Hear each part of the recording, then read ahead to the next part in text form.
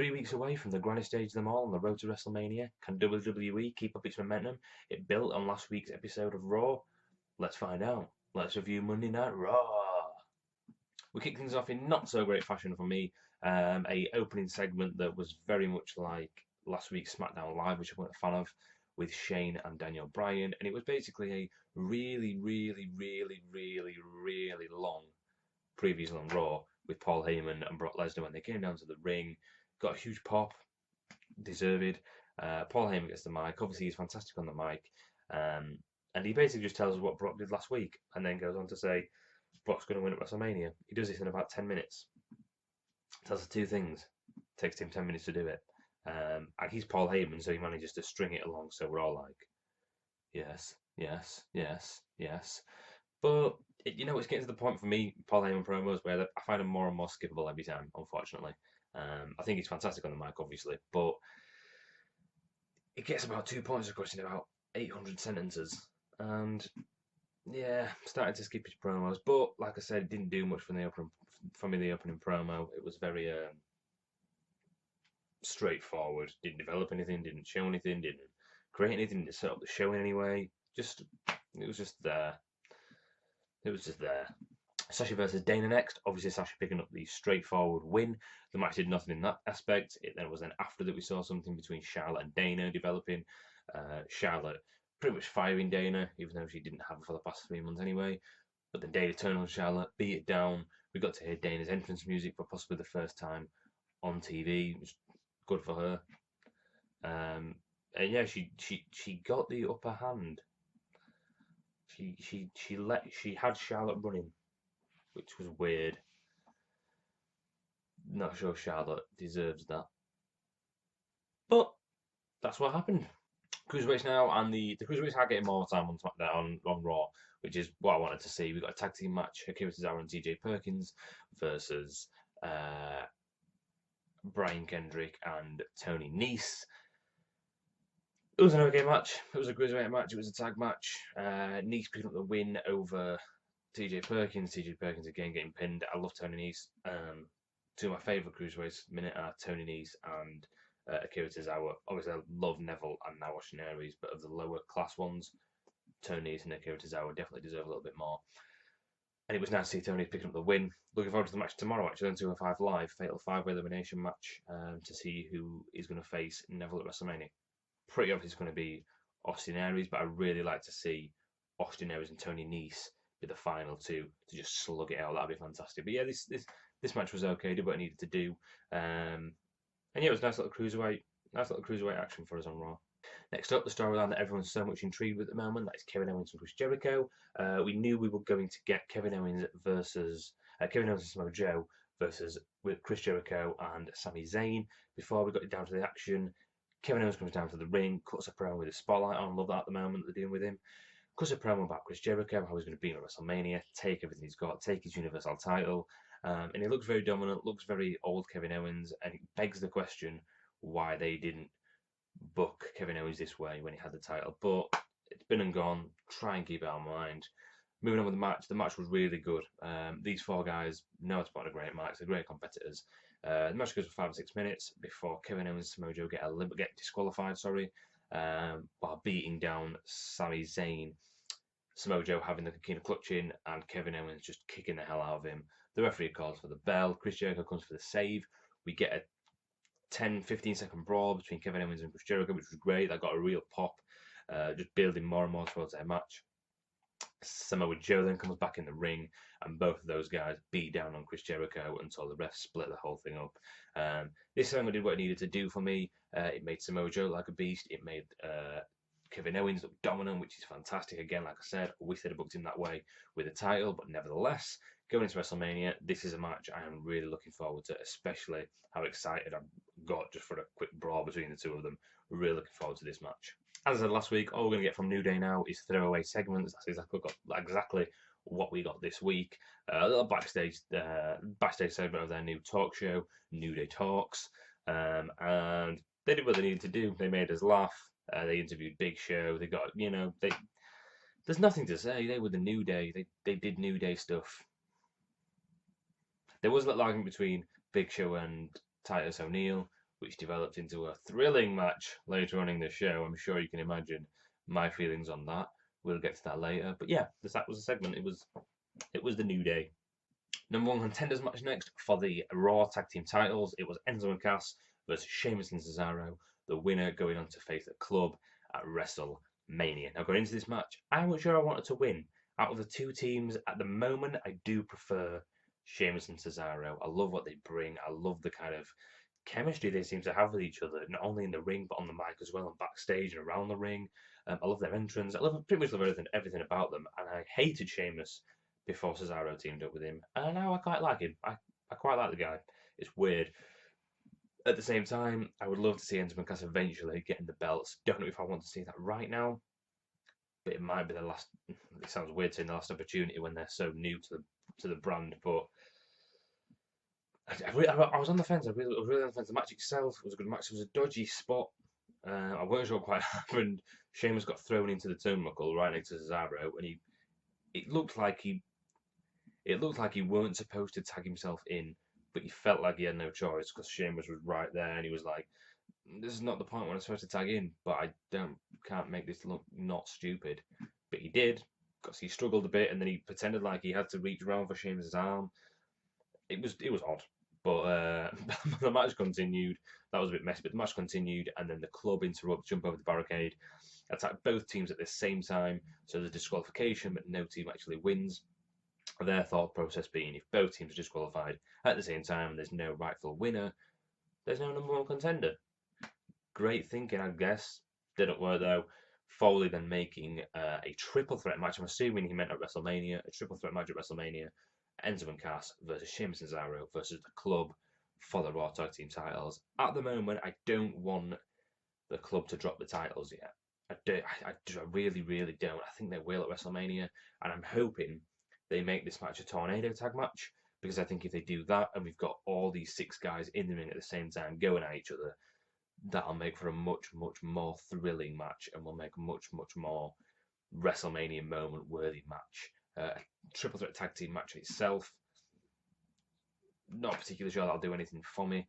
I'm not particularly sure they could wow me that much, but if they put that extra stipulation on there of a tornado match, I think that'd be a fantastic match. Looking forward to it. We'll have to see what happens.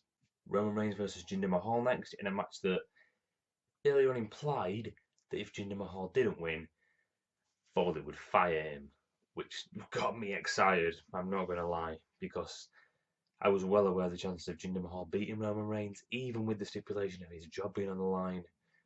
It wasn't going to happen. It wasn't ever going to happen. So I was quite excited at the prospect of this possibly leading to Jinder Mahal being fired. But didn't go down that way. The match itself was as poor as you'd imagine.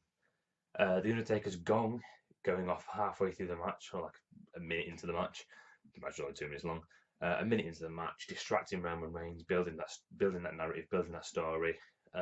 Gave Jinder Mahal the upper hand for about 45 seconds until Roman Reigns realised he was Roman Reigns, and that it doesn't really matter how much of a distraction Jinder Mahal gets.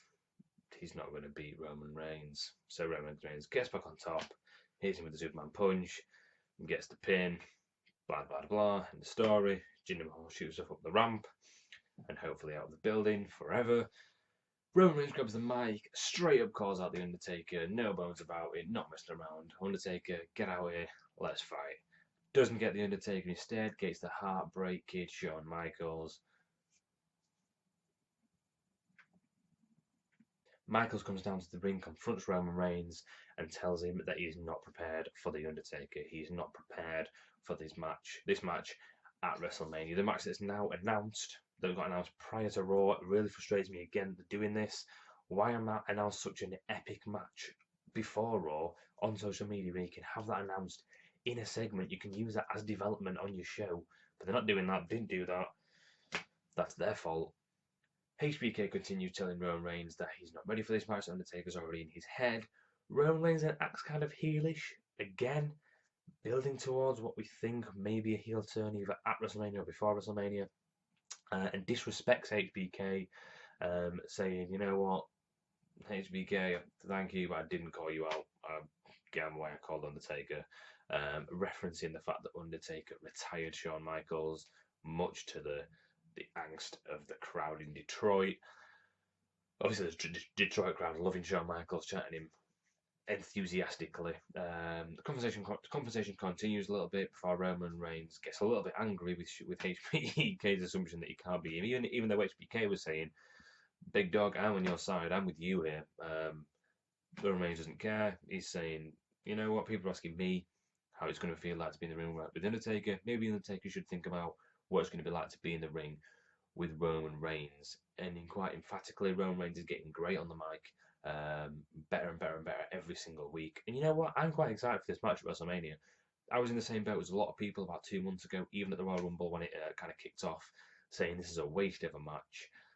This is getting pushed down our throats. I'm not going to judge it. Very blasé match. And you know what?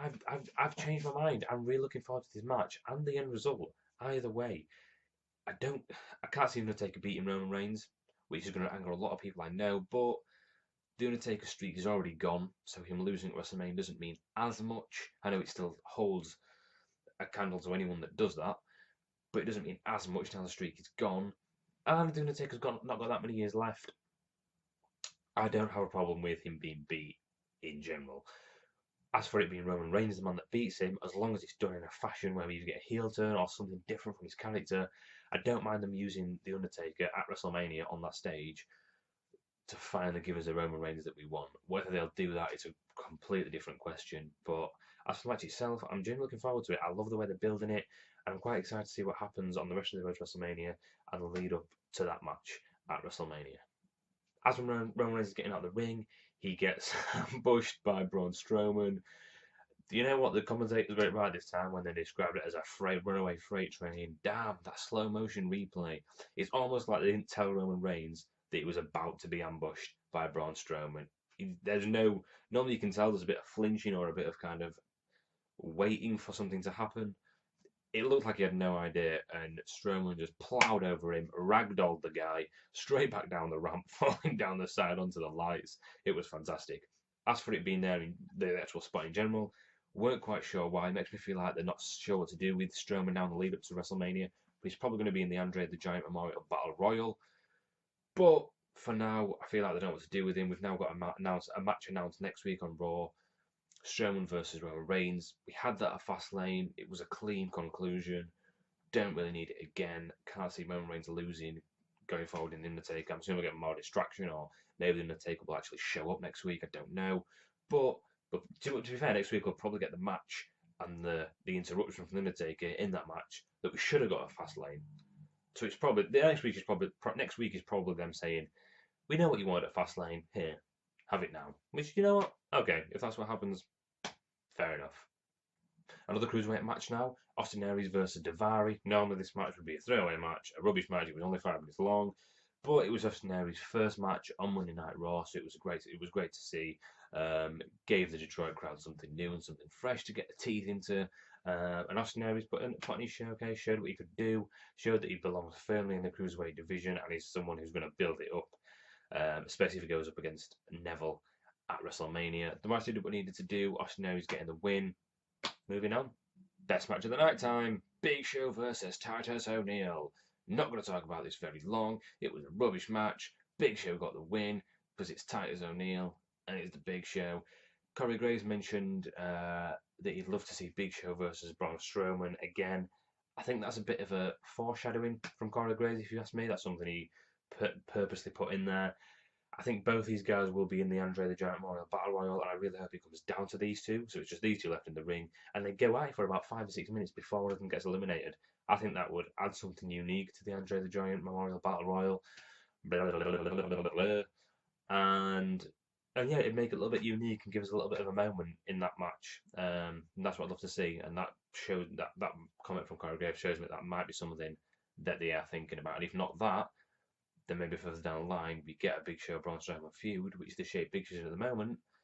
I wouldn't mind particularly seeing Big Show versus Strowman too. I'm down for that. Nia Jax then got her opportunity to show that she firmly belonged in the WrestleMania title picture when she goes up against Bayley. I've mentioned before the fact that I don't like Nia Jax, whether it's a booking or the way she's in the ring. This time, and in general, it's her booking. She got disqualified against Bayley in this match. I get that shows she's big and she's strong and she's powerful, but now, if you think of it this way, apart from the even including that, so look at it this way: since going on Raw, this is what Nia Jax has done. Got disqualified against Bayley, got beaten by Sasha Banks, beaten and injured Sasha Banks at the Royal Rumble, and then spent her entire time on Raw beating jobbers. So she's beat a lot of jobbers, beat an injured superstar, got pinned by the same superstar when she weren't injured, and then just got disqualified against the women's champion. That doesn't scream title match at WrestleMania to me. Obviously, it does for Vince McMahon. That's fantastic. See you at WrestleMania, Nia Jax. This has not been announced yet, but I'm pretty sure Nia Jax will end up in the match. It will be a fatal four-way match. So, see you at WrestleMania. On to the last segment of the night now. This was glorious. This was fantastic. This was awesome. It started with Stephanie McMahon and Mick Foley. The theme of the night being Mick Foley had to find someone who was going to fire from the Raw roster. Comes down to the ring, says he's made his decision, and his decision is Stephanie McMahon. Whoa, the crowd go wild. Didn't quite understand why he said that, because we all know he can't fire Stephanie McMahon. Don't get what his point was. I get what his point was, that she needs to go, but obviously weren't going to fire her. He was talking like he'd made the decision, Stephanie McMahon was getting fired. That would have been great either way. Mick Foley getting very intense, Stephanie McMahon getting very, very intense, Mick Foley bringing it back to the Triple H interference in the Fatal 4-Way match, saying that Stephanie knew about that and lied to Mick Foley. Triple H comes down to the ring and absolutely destroys Mick Foley on the mic. And while these two were going at it, and Triple H was just dismantling this shell of a man, I was just thinking back to their days when these two were feuding back in 2000. Remember that match at Royal Rumble? Oh, yeah. But Triple H continues to dismantle Mick Foley, tells him in the end to get the hell out of his ring. Mick Foley goes to get out of the ring, stops. And then we heard, I heard, you could hear the pop in the arena. And I thought, oh, this is Seth coming down. Something's happening. But nothing happened. Foley was just stood in the corner like, I'm not going anywhere. I don't know what to do. You've upset me too much. I'm just going to stay here in the corner. Triple H turned around to get angry. The crowd had popped, and I'm like, I don't know what's going on, why they're popping. Triple H goes to turn him round. He's got Socko out, gets in the mandible claw, takes Triple H down. I popped. I'm watching my laptop when that happened. I loved that. Takes Triple H down. Stephanie McMahon low blows Mick Foley, which was great. Foley's down. Triple H starts taking his jacket off and meaning business and unbuttoning the shirt, rolling the sleeves up. Goes to attack Foley. Whose music hits? Obviously, Seth freaking Rollins. Comes down with the crutch and the brace, hobbling down to the ring. Gets to the bottom of the ramp. His music turns off. Triple H is like, come on, let's go. Now, what happened now was what I thought was going to happen last week when Rollins was in the ring and it was Triple H and Samoa Joe. Didn't happen. Or was that last week? The week before? One of the two. Either way, that didn't. It happened now. Triple H is going, that's ready to go. Obviously, we think Rollins is still injured. Nah. Holds the crutch out, drops the crutch, gets in the ring. These two go at it again. I love seeing these like punchy brawls where they're just going at each other. It was the same with KO and Chris Jericho earlier. Now it was Seth and Triple H. Fantastic to see going at each other. Seth getting the first upper hand. Seth got a new shirt as well. Kingslayer. I like it. These two going at it. Seth sends Triple H out of the ring. Triple H, I thought that was going to be it. The end of Raw. Triple H is like, picks up the crutch, goes back in, goes to attack Seth Rollins. This time Triple H getting the upper hand, hits Seth's knee with the crutch. I'm so glad he did this because it means that Seth is a 100% ready to go. I know that probably meant that anyway with them going at it, but the fact they allowed Seth to take a shot straight to the knee with a crutch 2 times, and the multiple stamps on the knee and the submission as well, shows me that he's fully ready to go. We are getting this match, and I am excited for it. This was my favourite part of the night. I'm a big Seth Rollins fan, and I'm a big Triple H fan. So I'm really looking forward to the feud, really looking forward to the rest of Road to WrestleMania with these two guys, and I'm really looking forward to this match at WrestleMania, and I cannot wait. So this week's Monday Night Raw was definitely a good one. I'm not going to use the word good actually. It was definitely an okay one. It wasn't as good as last week. Last week felt very impactful, felt very needed, felt like a relief. It took a step down there, but it was still by no means bad. It still had all the spots we needed to. It still developed the storylines we wanted to develop. But I do expect a little bit more on the road to WrestleMania. Much more twists and turns. I want much more. You think this is going to happen? Maybe now this is going to happen. Maybe now this is going to happen. You see, I know that's not happening on SmackDown Live either, really. But they're still. I mean, we're still getting last week #1 contender matches for the title, for the main title. So SmackDown are attempting to throw the twists and turns in there. Raw aren't doing that. We're getting kind of a straightforward road to WrestleMania, which is okay as long as you make it eventful. And I don't feel like Raw are doing that or making an attempt to do that, but it is certainly getting better. I'm hyped for a few matches. I'm looking forward to Brock Lesnar versus Goldberg and Roman Reigns versus Undertaker a lot more now than it was about 3 weeks ago, which means I guess they're doing an okay job, or it may just mean I'm a mark and just lap up everything that Vince throws in my face. Either way, if I was going to give this week's Monday Night Raw a rating, I would say 10, maybe like 6.5, maybe a push to a no 6.5, 6.5, 6.9, 6.9 out, 6.8, 6.8 out of 10 for tonight's Monday Night Raw. Thanks for watching as always. If you like what you see, hit the like button, hit the subscribe button, or leave your thoughts in the comments if you disagree or agree with anything that I've said. And other than that, check back tomorrow for more on the ropes when I review SmackDown Live.